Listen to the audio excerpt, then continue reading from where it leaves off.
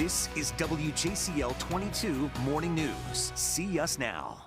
Two mass shootings within just hours of each other, at least 10 dead, nearly 24 hurt. The questions investigators have this morning and who they're looking for. Happening today, a hearing for a Savannah mother. Police say killed her toddler son and dumped his body. The reports she wants taken off the table in her court case.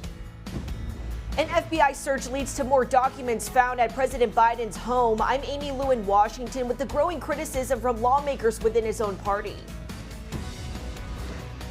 You can file your taxes starting today. The changes you'll want to know about, including why you'll be seeing less money in your refund this year. Thanks so much for starting your day with WJCL 22 News. Good morning. I'm Frank Sulkowski.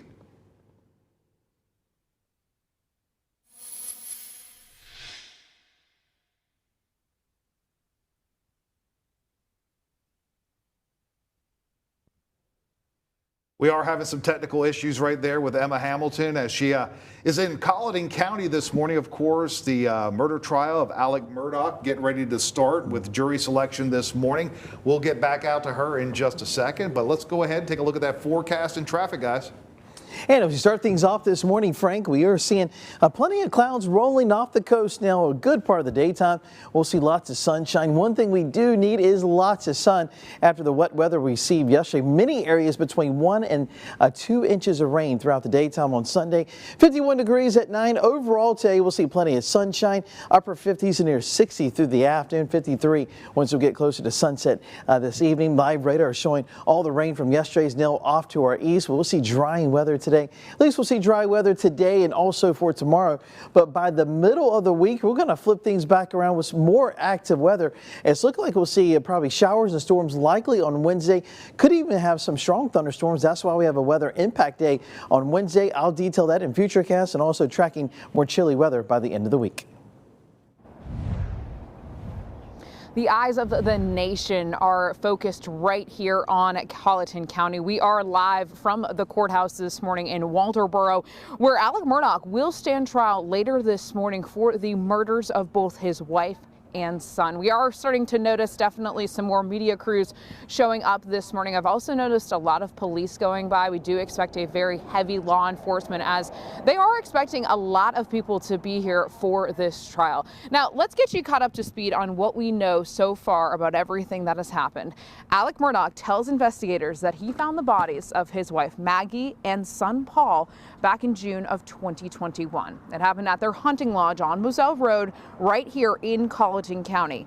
Now, he wasn't charged with their murders until July of last year. In fact, he has maintained his innocence this entire time, even offering a $100,000 reward for any information leading to an arrest. Frank, like I said, a lot of eyes on the South Carolina Low Country. We will continue to bring you all of the latest developments, both right here on air and online at our website at WJCL.com. For now, I'm going to send it back to you in the studio. All right. Again, like you said, a lot of eyes. Big day there in Colleton County. Thanks so much, Emma. Well, this morning, communities are shaken after multiple mass shootings in separate states, leaving at least 10 dead and nearly 24 hurt.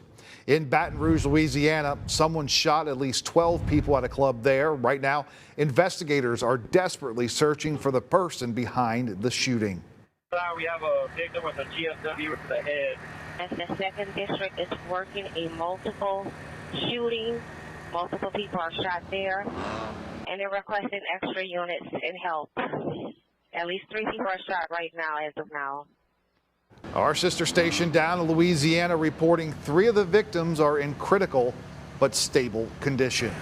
And in Northern California, at least 10 people are dead, including the suspected shooter after gunfire erupted in a ballroom dance studio. It happened Saturday afternoon in Monterey Park near Los Angeles. Our sister station in California spoke with neighbors who say they're shocked to see such a violent incident happen in that area.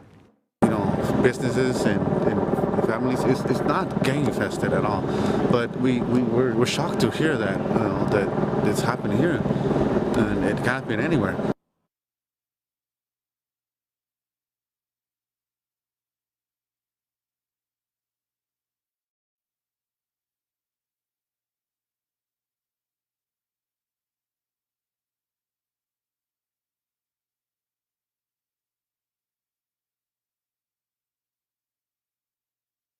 Frank, Leilani Simon has been behind bars here in Chatham County for 2 months now, and a judge will soon hear arguments over a request she made to review documents that could have a major impact on her trial. Her legal team wants the court to review documents from the Department of Family and Children's Services about her, her mother, and her children. Prosecutors filed a motion to fight this request and to put a protective order in place.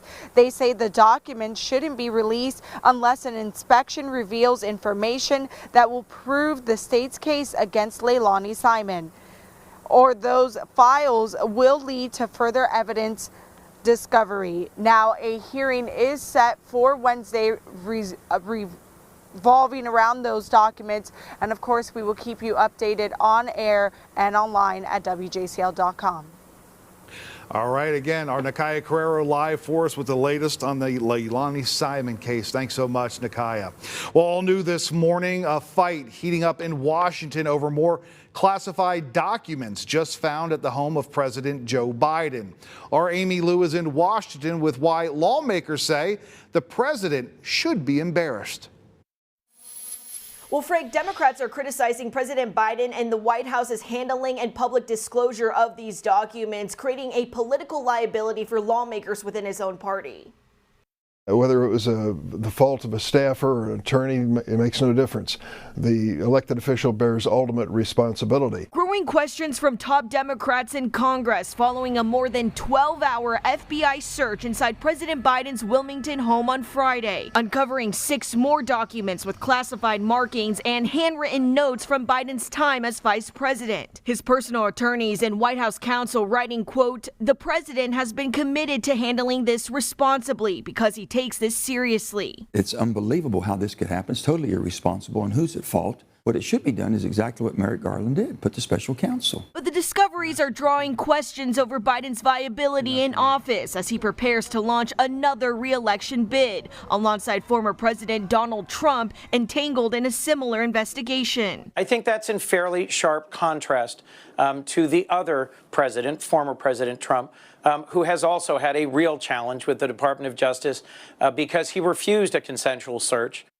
Following the launch of the Justice Department's investigation, President Biden said he was looking forward to resolving it quickly. He has yet to comment on this latest discovery of documents. In Washington, I'm Amy Lou, WJCL 22 News.